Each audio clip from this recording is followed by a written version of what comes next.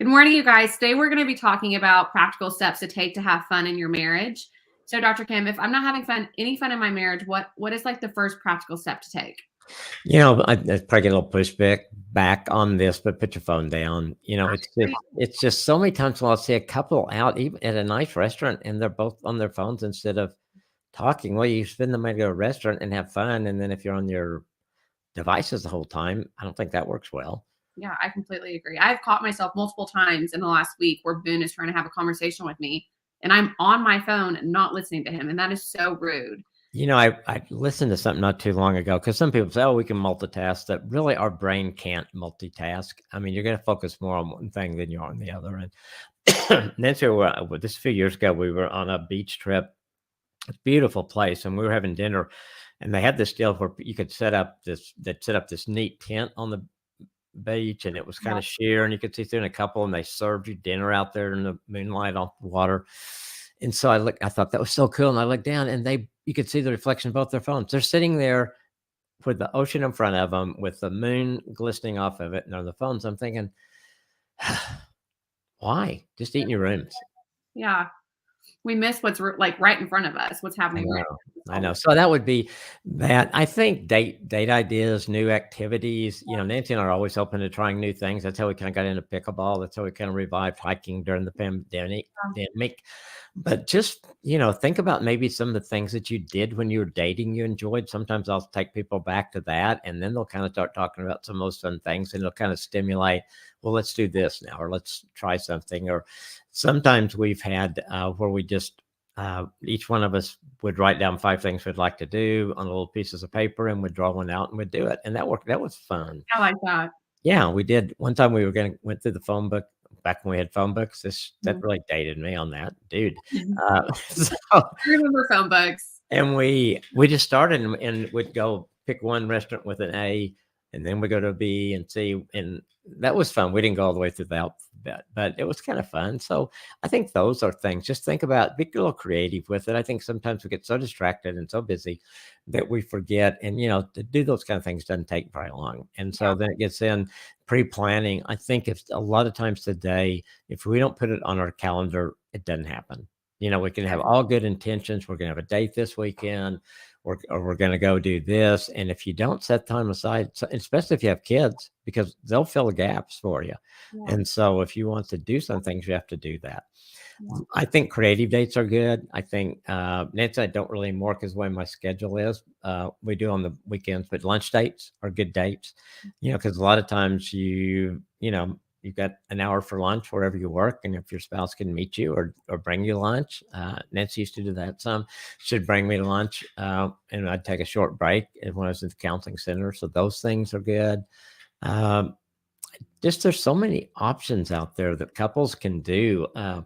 Cooking, we love cooking together. Some people may not like that as well.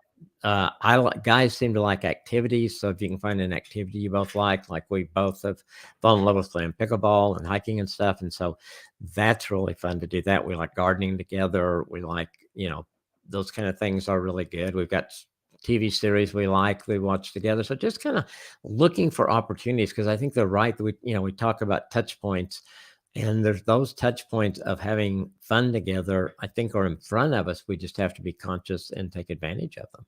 Absolutely. And I feel like if you put pressure on it and you stress out about it too much and you overthink it, then it doesn't happen. Just do it. Just pick something and just do it. Make it happen. Exactly. Because the point really is just being together. Absolutely. It So doesn't have to be, what you're doing. yeah, it doesn't have to be this perfect everything else. Just do it. And I think that that's one negative thing about social media is that you see all of these people going on these, romantic picnic dates or like just something really special. Yeah. And that is not a typical date. That is not normal. Just because you're seeing that on Instagram does not mean that you need to be doing that. And if you want to do that, that's great. But I mean, you can also be, at home in your backyard doing the same thing. Absolutely. You don't have to do something elaborate. Plus, that with Facebook and stuff, or Instagram, they could have just had this huge fight right after they took that picture. Absolutely. Yeah. So, So what do I do if my spouse, I can't get them to do what I want to do?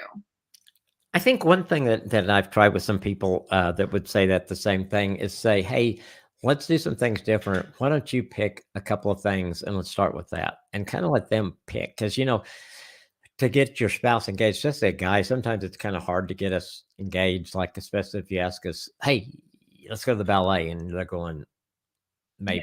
maybe, I gone to the ballet, I can do that, Yeah.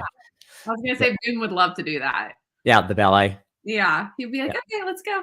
Yeah, I'm Guys don't usually mind. up for trying anything, but know your spouse and think of something that they would like to do, or help them think of something, and just try to find a starting place. And once you get started, and then just enjoy each other. Don't talk on fun. Don't talk about problems.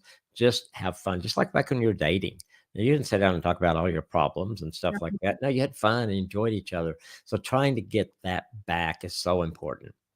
And we have a new Awesome Marriage just created a new date night subscription. Do you wanna talk about that for a little bit?